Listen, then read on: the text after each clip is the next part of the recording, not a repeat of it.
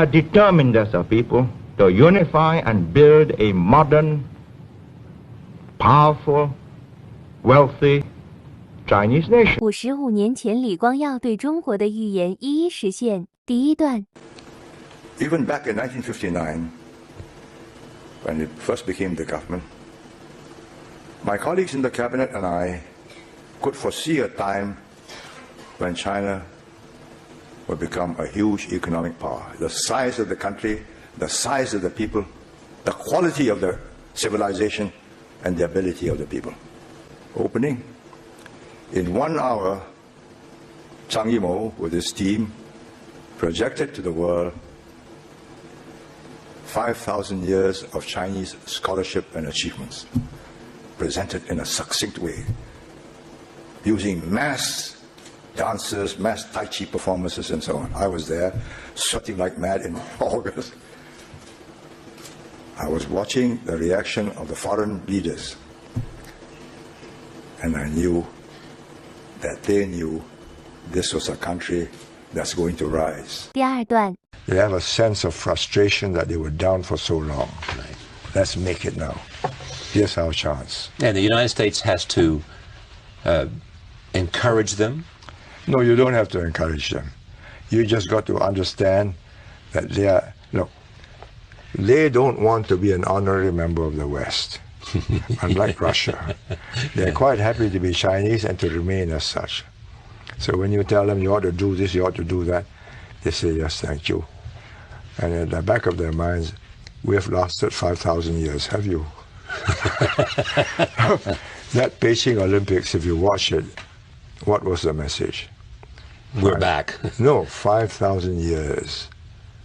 And don't forget, we invented all these things. And we're going to go ahead in the next 5,000 years.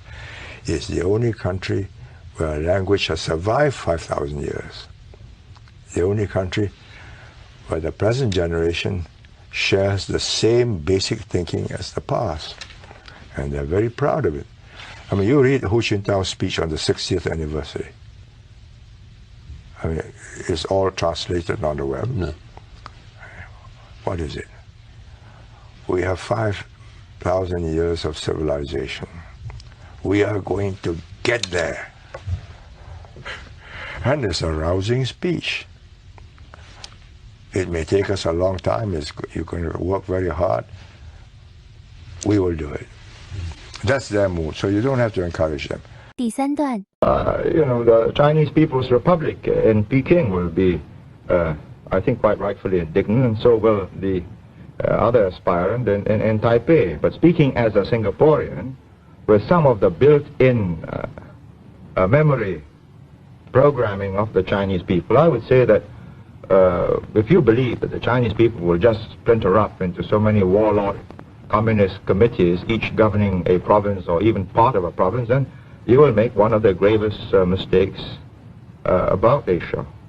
I think I've traveled around the world often, and people don't know that I come from Singapore, and they treat me as a Chinese or as a Chinaman in the old days, as they used to call them.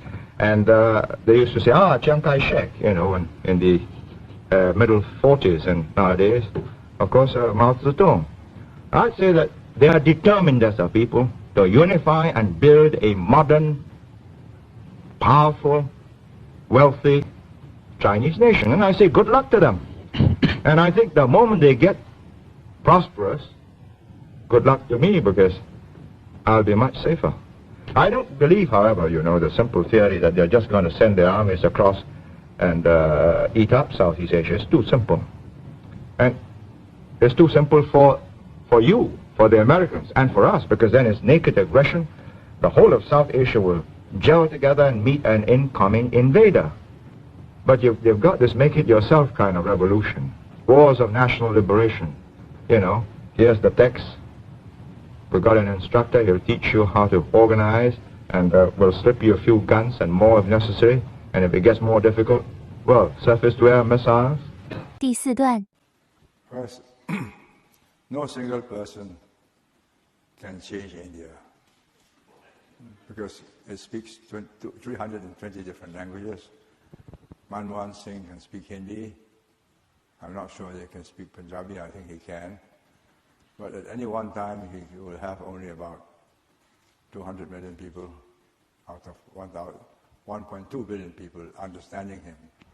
So that is a structural problem which cannot be overcome. If you compare that with China, 90% speak one language. And when the president of China or the leader in China speaks, 90% understand him. So it's a much easier country to lead than India. Secondly, as I've explained,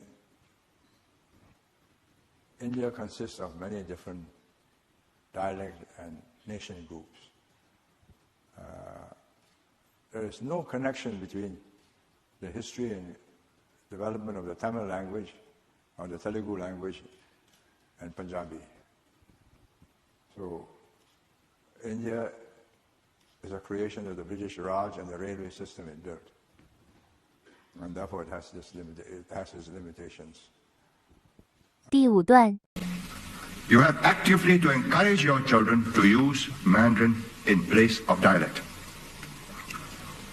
And if you yourself do not speak Mandarin, may I suggest that it is not too difficult to learn how to listen and to understand, so that your child can continue to speak in Mandarin.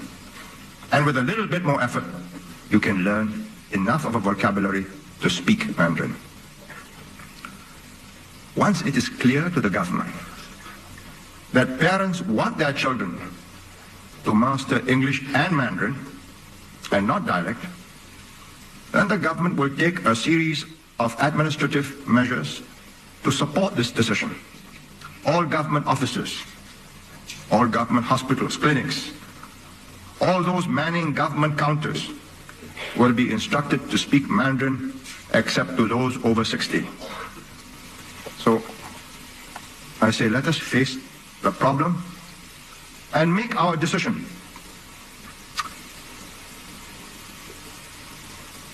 If we continue with dialect, it will drift into a Singapore-type patois Hokkien. There is a certain drift in language use. The choice is a stark one. Logically, the decision is obvious. Emotionally, I know it is painful. 第6段